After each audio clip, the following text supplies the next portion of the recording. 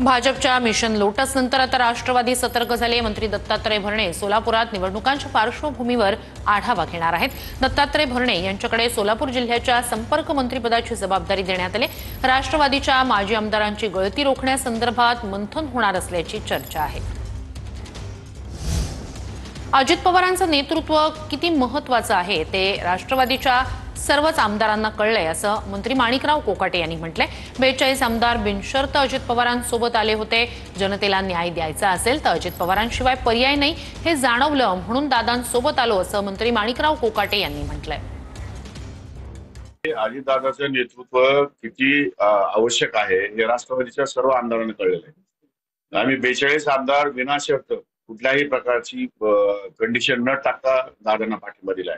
परंतु दादांचं गेल्या अनेक वर्षाचं असलेला कर्तृत्व, त्यांचा असलेला अनुभव, त्यांची प्रशासनावर असलेली पकड, जर जनतेला न्याय द्यायचा असेल तर दादांच्या नेतृत्वाशिवाय पर्याय नाही ही गोष्ट आम्हाला जाणवली आणि म्हणून आम्ही सर्वांनी एकमुखी दादाला पाठिंबा दिलेला आहे। कुठल्याही प्रकारची कंडिशन न ठेवता, शर्त न टाकता।